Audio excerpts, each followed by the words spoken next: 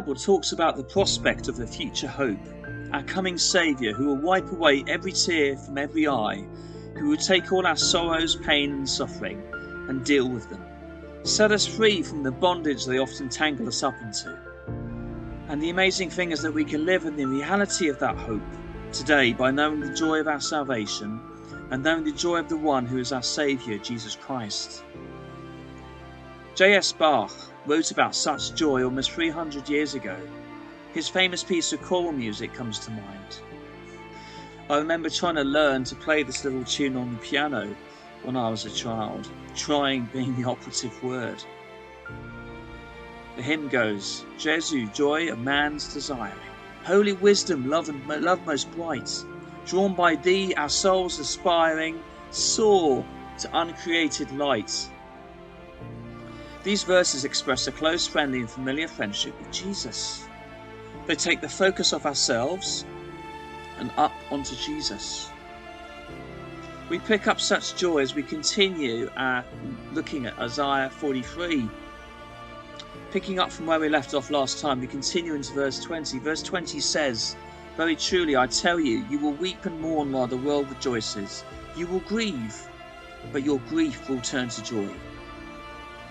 So we need to hold on to Jesus in these tumultuous days. Continuing, verse 21 says, a woman giving birth to a child has pain because her time has come, but when her baby is born, she forgets the anguish because of her joy that a child is born into this world.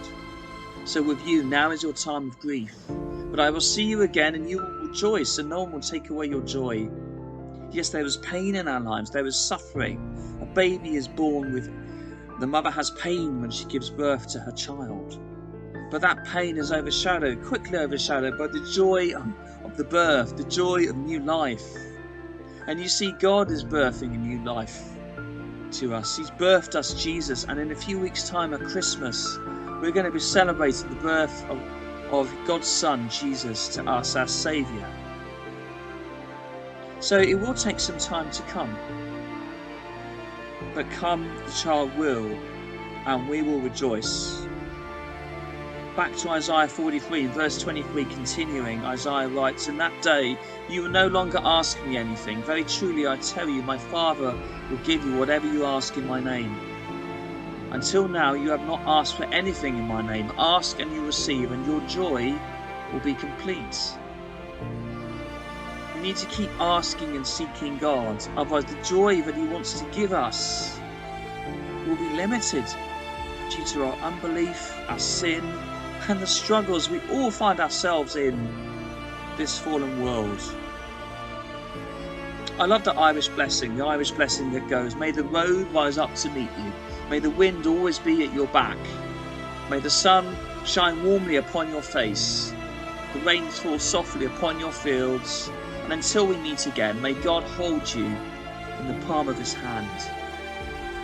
A lot of people attribute that blessing to St. Patrick, which is why so many people are familiar with it. Patrick is the patron saint of Ireland. And that's why I mention it here too, because of the similarities between Patrick's blessing and the blessing of hope that Isaiah brings to us in his words. So maybe we know someone that we can bring that hope to today. Someone we can do a good deed for. We can bless someone through helping them with something.